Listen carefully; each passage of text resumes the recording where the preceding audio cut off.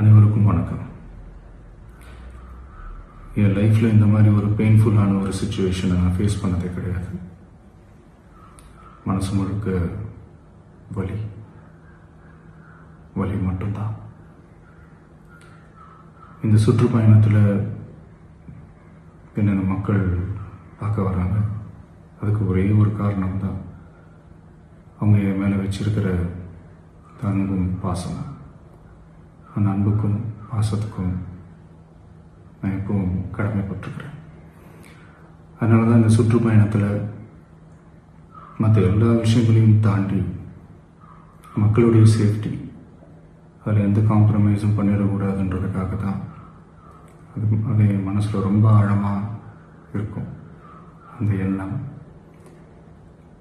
அதனால தான் இந்த அரசியல் காரணங்கள் எல்லாத்தையும் தவிர்த்துட்டு ஒதுக்கி வச்சுட்டு மக்களுடைய சேஃப்டி மட்டும் மைண்டில் வச்சுக்கிட்டு அதுக்கான இடங்களை சூஸ் பண்ணுறது, அதுக்கான இடங்களை பார்த்து பெர்மிஷன் கேட்கறது, போலீஸ் டிபார்ட்மெண்ட்டில் அதை ரிக்வெஸ்ட் பண்ணி கேட்போம். ஆனால் நடக்கக்கூடாதது நடந்துருச்சு. நானும் மனுஷன் தானே. அந்த நேரத்தில் அத்தனை பேர் பாதிக்கப்பட்டு இருக்கும்போது எப்படி அந்த ஊரை விட்டுட்டு என்னால் கிளம்பி வர முடியும்? நான் திரும்ப அங்கே போகணும்னு இருந்துச்சுன்னா அதை ஒரு காரணம் காட்டி அங்கே வேறு சில பதட்டமான சுச்சுவேஷன்ஸ், வேறு சில அசம்பாவிதங்கள் அந்த மாதிரி எதுவும் நடந்துடக்கூடாதுன்றதுக்காக தான் நான் அவாய்ட் பண்ணேன். இந்த நேரத்தில் சொந்தங்களை இழந்து தவிக்கிற அத்தனை குடும்பங்களுக்கும் என்னுடைய ஆழ்ந்த இரங்கலை தெரிவிச்சுக்கிறேன். எனக்கு தெரியும், என்ன சொன்னாலும் இது ஈடையாகாதுன்னு எனக்கு தெரியும். ஹாஸ்பிட்டலில் ட்ரீட் பண்ணிட்டு இருக்கிற எல்லாருமே சீக்கிரமாக க்யூர் ஆகி வரணுன்றதை இந்த நேரத்தில் நான் வேண்டிக்கிறேன். கூடிய சீக்கிரமே உங்கள் எல்லாரையும் நான் சந்திக்கிறேன். இந்த நேரத்தில் எங்களுடைய வலிகளை, எங்களுடைய நிலைமையை புரிஞ்சுக்கிட்டு எங்களுக்காக பேசின அரசியல் கட்சிகளை சார்ந்த நண்பர்கள், தலைவர்கள் அனைவருக்கும் என்னுடைய நன்றியை தெரிவிச்சுக்கிறேன். கிட்டத்தட்ட ஒரு 5 மாவட்டத்துக்கு பிரச்சாரத்துக்கு போனோம். இந்த மாதிரி எதுவுமே நடக்கல. ஆனால் கரூரில் மட்டும் ஏன் எப்படி நடக்குது, எப்படி நடக்குது?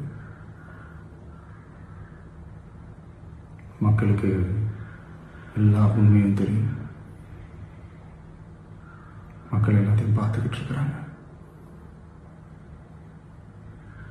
கரூரை சேர்ந்த அந்த மக்கள் அந்த உண்மையெல்லாம் வெளியில் சொல்லும்போது எனக்கு கடவுளே நேரில் வந்து இறங்கி அந்த உண்மைகள்லாம் சொல்கிற மாதிரி எனக்கு தோணுச்சு. சீக்கிரமே எல்லா உண்மைகளும் வெளியில் வரும்.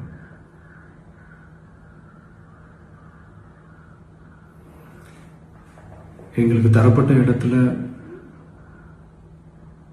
நாங்கள் போய் அந்த ஸ்பாட்டில் நின்று நாங்கள் பேசிட்டு வந்தோம். அதை தாண்டி எந்த தவறும் எங்கள் சைடில் நாங்கள் எதுவும் செய்யலை. பட் இருந்தாலும் எங்கள் கட்சியை சேர்ந்த நிர்வாகிகள், தோழர்கள் மேலே எஃப்ஐஆர், அது மட்டும் இல்லை சோஷியல் மீடியாவை சேர்ந்த நண்பர்கள், தோழர்கள் அவங்க மேலே எஃப்ஐஆர்லாம் போட்டு இப்போ பிடிச்சிக்கிட்டு இருக்கிறாங்க.